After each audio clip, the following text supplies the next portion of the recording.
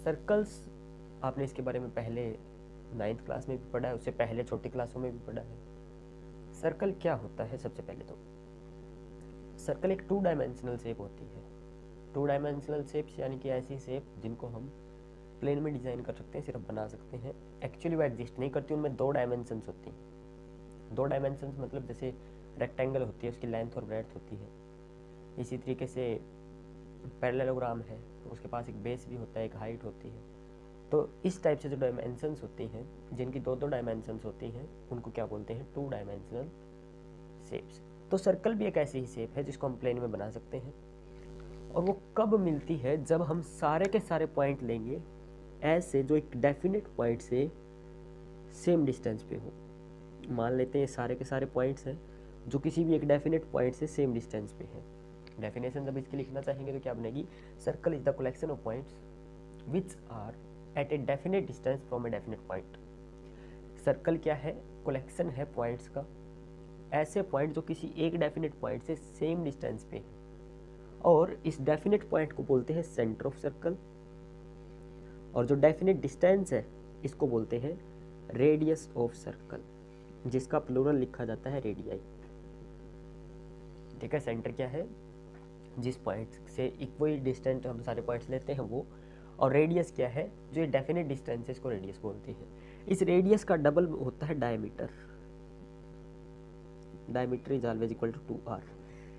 और जो चीज़ें हैं इसकी कोर्ड होती है, एक ऐसा लाइन सेगमेंट जो किन्हीं भी 2 पॉइंट्स को ज्वाइन करता है उसको बोलते हैं कोर्ड, और डायमीटर भी एक कोर्ड ही होता है। इन सब चीज़ों के बारे में आप पहले इसे छोटी क्लासों में पढ़ चुके होंगे। यहाँ पर हमारे पास है circle and A line. Circle and A line, कोई भी सर्कल है और कोई भी एक लाइन है अगर प्लेन में, तो वो किस तरीके से आपस में एक दूसरे से रिलेट करेंगे। ठीक है, तो सबसे पहला हम टॉपिक यही ले लेते हैं कि सर्कल एंड ए लाइन।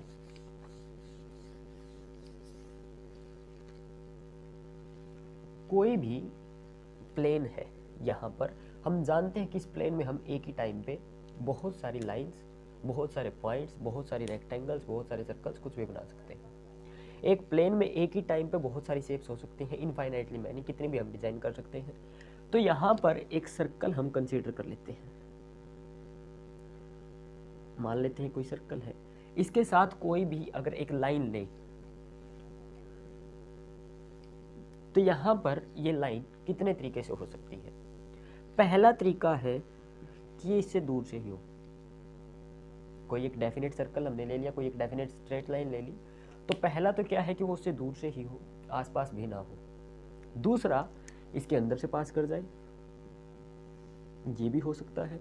अगर अंदर से इसके पास करेगी तो कितने पॉइंट पे इसको इंटरसेक्ट करेगी, कितने पॉइंट्स पे काटेगी? 2 पॉइंट्स पे। तीसरा हो सकता है कि ना तो ये दूर से जाए और ना ही बीच में से जाए, सिर्फ एक पॉइंट पे टच करती हुई निकल जाए। ये तो कुछ ज़्यादा ही हो गए, एक पॉइंट पे टच करती हुई निकल जाए, कुछ इस टाइप से। ठीक है, ना तो इंटरसेक्ट करे और ना ही वो उस टाइम पे उसको बिल्कुल ही इंटरसेक्ट करती हुई पास हो, वो बिल्कुल एक ही पॉइंट पे टच करती हुई जाए। इसको बोलते हैं टेंजेंट ऑफ सर्कल। इसको बोलते हैं नॉन इंटरसेक्टिंग लाइन, कि जो इंटरसेक्ट कर ही नहीं रही। नॉन इंटरसेक्टिंग लाइन लिख के इससे हम काम चला सकते हैं, और इसका कोई मतलब भी नहीं है, जब सर्कल को काट ही नहीं रही कहीं पे तो हमें करना क्या है। इसको बोलते हैं सिकेंट। एक को बोलते हैं सिकेंट ऑफ सर्कल, एक को बोलते हैं टेंजेंट ऑफ सर्कल। एक ऐसी स्ट्रेट लाइन जो किसी भी सर्कल से पास करती है वो होती है सिकेंट ऑफ सर्कल, और जो स्ट्रेट लाइन इसको सिर्फ एक पॉइंट पे टच करती है इसको बोलते हैं टेंजेंट ऑफ सर्कल। इसके अलावा ये लाइन जो है इसका कोई काम नहीं है। ठीक है, अब यहाँ पर एक चीज़ हम समझे, मान लेते हैं स्ट्रेट लाइन यहाँ पर है सिकेंट, अगर हम इसको थोड़ा सा उस तरफ लेते जाएं,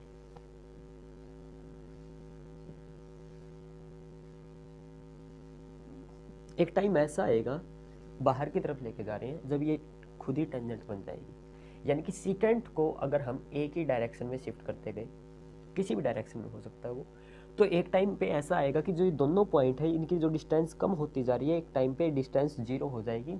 जब डिस्टेंस 0 हो जाती है उन दोनों की, तब जो सीकेंट है वही बनती है आपकी टेंजेंट। यानी कि आप शॉर्ट फॉर्म में ये कह सकते हैं कि टेंजेंट भी एक सीकेंट ही है। और सीकेंट कब है?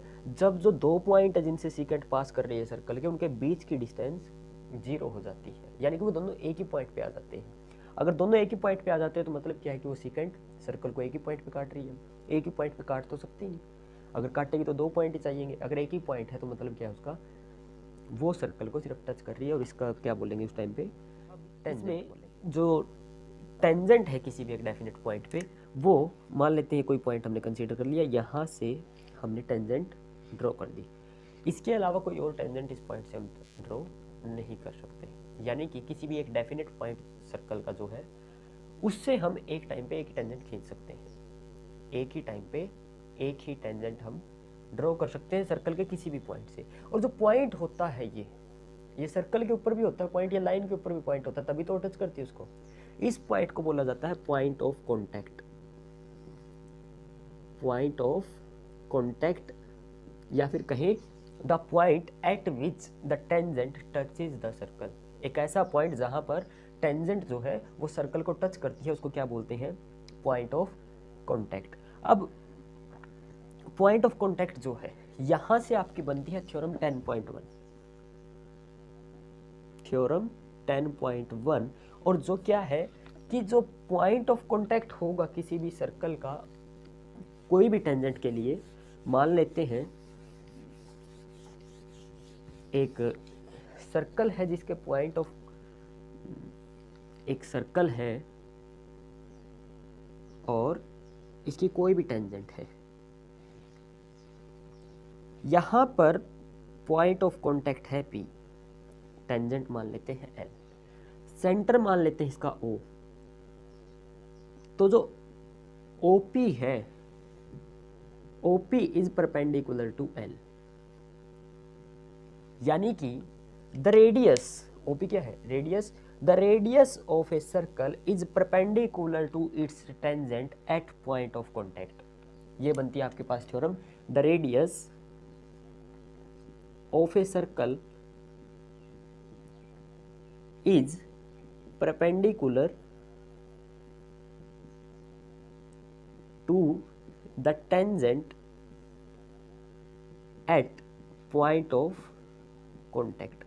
पॉइंट ऑफ कॉन्टैक्ट पे जो रेडियस है वो टेंजेंट के परपेंडिकुलर होती है, यानी कि ये एंगल 90 डिग्री का होता है। ये आपकी बनती है थ्योरम 10.1। यहाँ पर दो ही थ्योरम है, एक 10.1 और एक 10.2। अब इसका प्रूफ कैसे करेंगे? एक बात हमने पढ़ी थी कि जो शॉर्टेस्ट लेंथ होती है किसी भी पॉइंट से किसी भी लाइन तक, वो हमेशा परपेंडिकुलर होती है। ये यूक्लिडियन ज्योमेट्री 9th क्लास में आपने पढ़ा होगा। कोई भी एक डेफिनेट पॉइंट आपने ले लिया और कोई भी एक स्ट्रेट लाइन है, अगर यहाँ से हम शॉर्टेस्ट लेंथ की बात करें तो वो परपेंडिकुलर ही होती है। और ये क्लियर से हम देख सकते हैं, जैसे ये है, सारे के सारे पॉइंट्स हैं, सर्कल से बाहर है।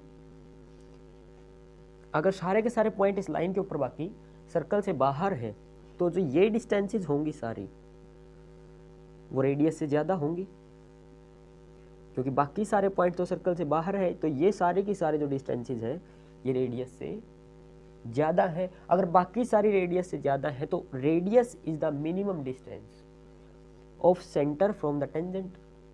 Radius OP is the minimum distance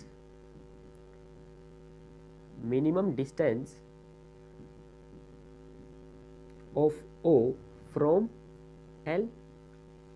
इससे कम डिस्टेंस तो ना तो हो सकती, क्योंकि अगर इससे कम हो गई तो पॉइंट सर्कल के अंदर चला जाएगा, वो हमें चाहिए नहीं। हमें तो पॉइंट वो चाहिए जो इसको टच करते हैं या फिर इस लाइन के ऊपर है। अगर इसको टच करते हैं तो कॉन्टैक्ट हो गया, अगर टच नहीं करते तो वो रेडियस से ज़्यादा हो गए।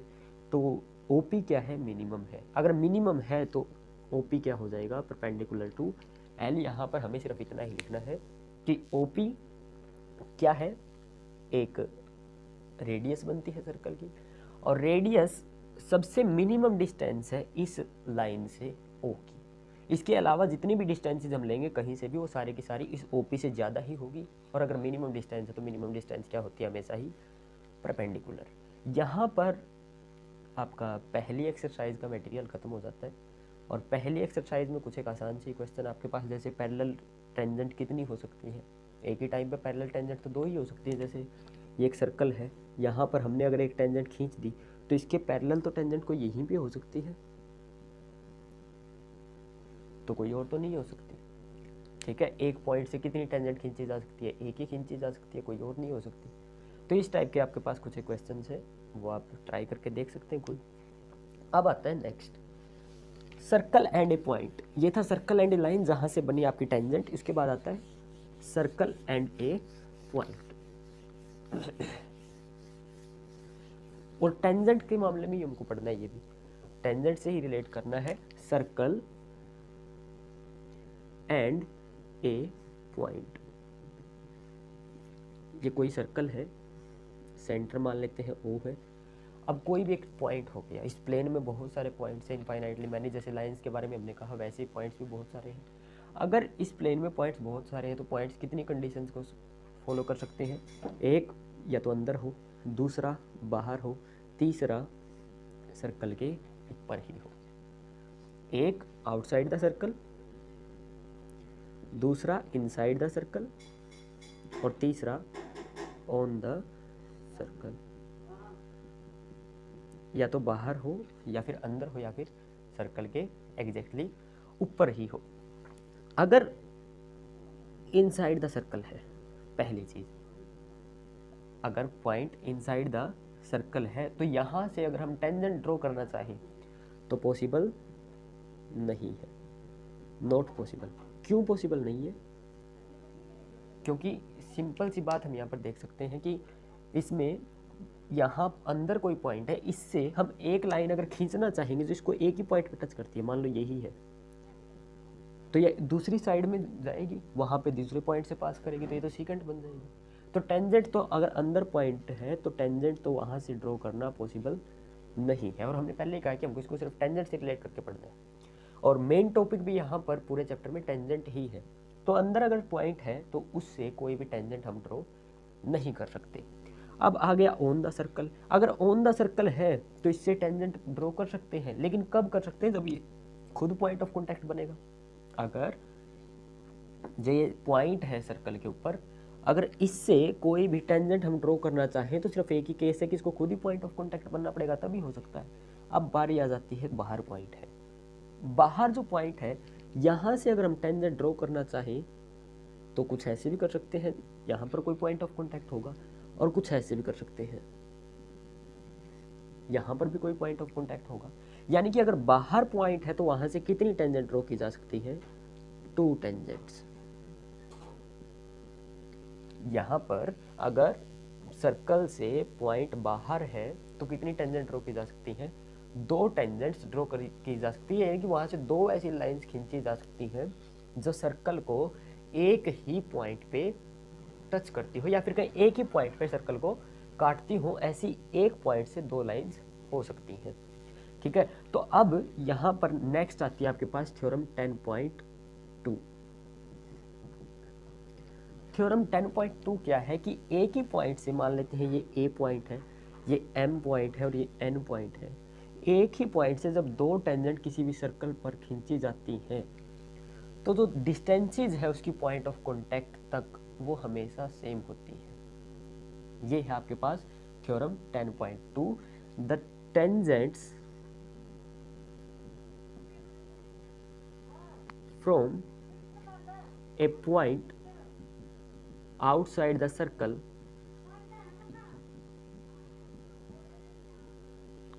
the tangents from a point outside the circle are equal in, वो क्या होंगी? इक्वल होंगी in length to the points of contact. जो पॉइंट ऑफ कॉन्टैक्ट से वहां तक जो लेंथ होगी किसी भी पॉइंट से टेंजेंट्स की, वो सेम होगी। ये है आपके पास थ्योरम 10.2। अब इसके प्रूफ के लिए क्या करेंगे? इसको अगर हमें प्रूव करना है तो उसके लिए हम क्या करें?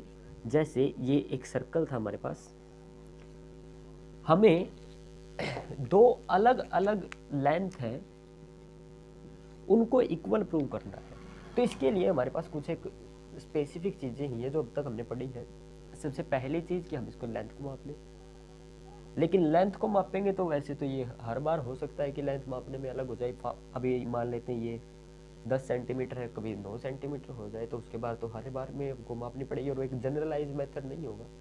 दूसरा हमने पढ़ा था कि अगर दो साइड है, दो लेंथ बनती है, वहां से अगर हम दो ट्राइंगल बना के कॉन्ग्रुएंट प्रूव कर दें, तब हम हो सकता है कि इनको इक्वल प्रूव कर सके, क्योंकि जनरलाइज चाहिए ना हमको। तो यहां से हम क्या करते हैं, ज्वाइन कर लेते हैं किसको, ओ एन को और ओ एम को।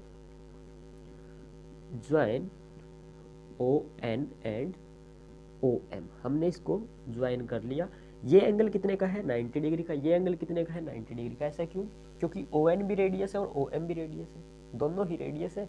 अगर दोनों ही रेडियस है तो थ्योरम 10.1 क्या कहती है कि दोनों पॉइंट ऑफ कॉन्टैक्ट पे टेंजेंट के परपेंडिकुलर होगी। उसके बाद हम ओ ए को ज्वाइन कर लेते हैं। In triangle O M A and triangle O N A, एक ट्राइंगल ये और एक ये ट्राइंगल, इनमें सबसे पहली चीज तो एंगल एम किसके बराबर हो गया, एंगल एन के क्यूब, ईच 90 डिग्री, दोनों 90 डिग्री क्यों है, बाय थ्योरम 10.1। और ओ एन किसके बराबर है, ओ एम के, रेडियाई ऑफ सर्कल। रेडियस हमेशा क्या रहती है, सेम रहती है। जो डिस्टेंस है डेफिनेट वो तो हमेशा एज इट इज रहेगी। एंड तीसरा क्या है, O A is equal to O A common. ये दोनों ट्राइंगल्स में है और दोनों ट्राइंगल्स आपकी राइट एंगल ट्राइंगल बन रही है। इसके अपोजिट साइड ओ ए है, यानी कि हाइपोटेन्यूज इसका ओ ए है, और एम के अपोजिट साइड ओ ए है, यानी कि इसका भी हाइपोटेन्यूज ओ ए है, या फिर हम कहें ओ ए हाइपोटेन्यूज हो गया।